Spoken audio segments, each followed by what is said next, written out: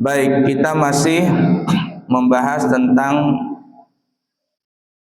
benda najis. Tapi bendanya padat. Kemarin kan najis itu ada bendanya cair, ada bendanya padat. Nah, ini kita bicara benda yang padat.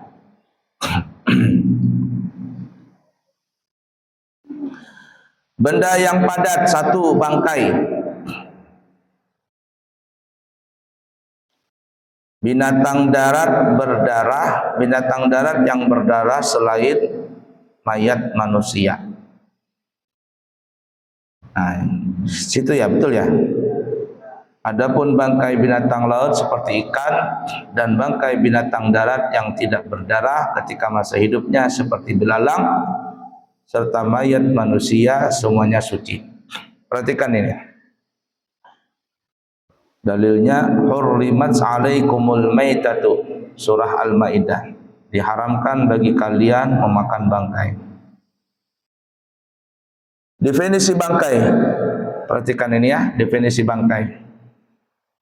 Kullu hayawanin alladzi la yudbahu bidabhin syar'iyyin. Semua binatang, yang dimaksud di sini binatang apa ya? Binatang darat. Binatang darat yang matinya tidak disembelih secara Islami. Nah, ingat kemarin ditulis nggak nih ya? Kemarin tuh Abu ya bilang binatang darat itu terbagi kepada 3 bahagian. Masih ingat apa lupa ini? Yang pertama binatang yang suci dan halal dimakan. Contohnya apa? Binatang ternak, kambing, sapi, onta dan sebagainya. Dipegang kulitnya itu enggak najis. Asalkan kulitnya, bulunya tidak ada kotoran najis. Itu kamu pelihara sapi, sapinya bersih, kamu pegang bulunya, tidak kamu cuci tangan, langsung salat kamu sah. Kemudian halal dimakan binatang tadi. Suci dan halal dimakan. Syaratnya apa ya? Asalkan disembelih secara Islami. Sembelih Islami. Yang kedua binatang yang suci tapi tidak bisa dimakan.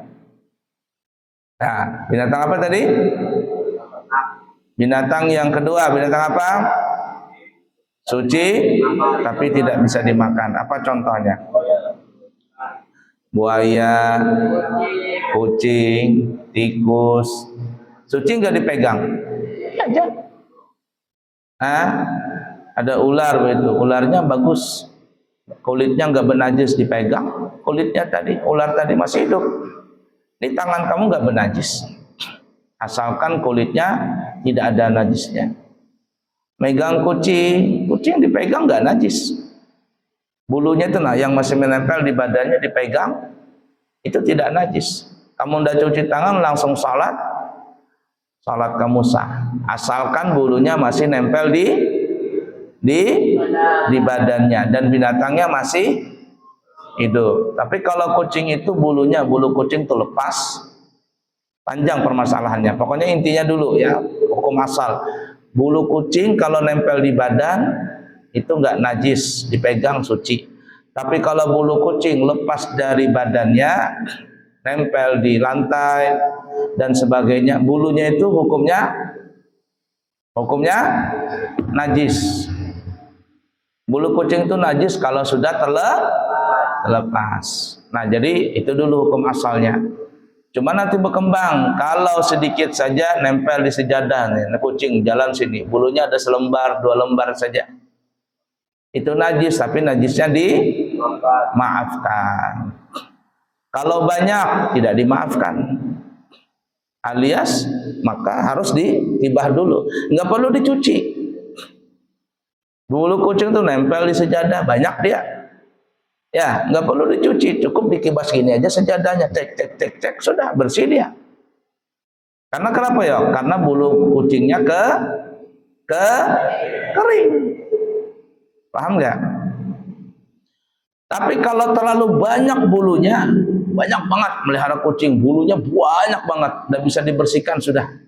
Saking terlalu banyak. Sapu di sini, ada lagi di sana. Sapu di sana, sini lagi ada. Maka ini hukumnya tetap najis, tapi dimaafkan. Tuh, 3 bahagian tuh.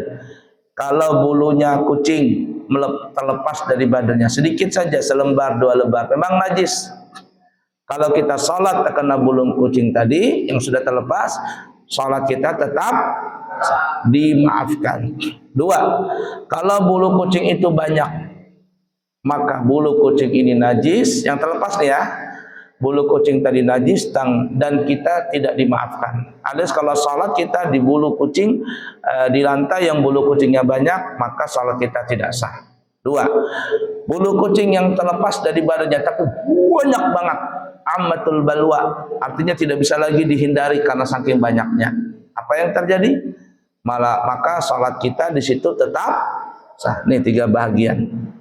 Dimaafkan, tidak dimaafkan, dimaafkan. Sedikit dimaafkan, banyak tidak dimaafkan, terlalu banyak dimaafkan. Paham kira-kira? Nah, itu contohnya. Begitu juga suci dan tidak bisa dimakan seperti binatang halal, matinya tidak disembah. Nah, itu yang kita bahas nanti, bangkai. Maka ini tidak bisa dimakan. Bulunya, kulitnya, dagingnya, semuanya najis. Paham kira-kira? Sapi itu sembelih secara Islami, kulitnya boleh nggak dimakan? Dibikinkan krecek, dibikinkan kerupuk, boleh dimakan. Sapinya mati, tidak disembelih, mati dia. Kulitnya boleh nggak disamak?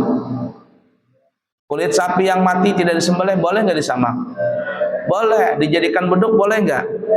Dijadikan baju boleh nggak? Boleh. Tapi dimakan kulitnya nggak boleh. Kenapa? Karena dia matinya bangkai. Paham kira-kira? Nah, yang ketiga, binatangnya najis dan tidak bisa dimakan.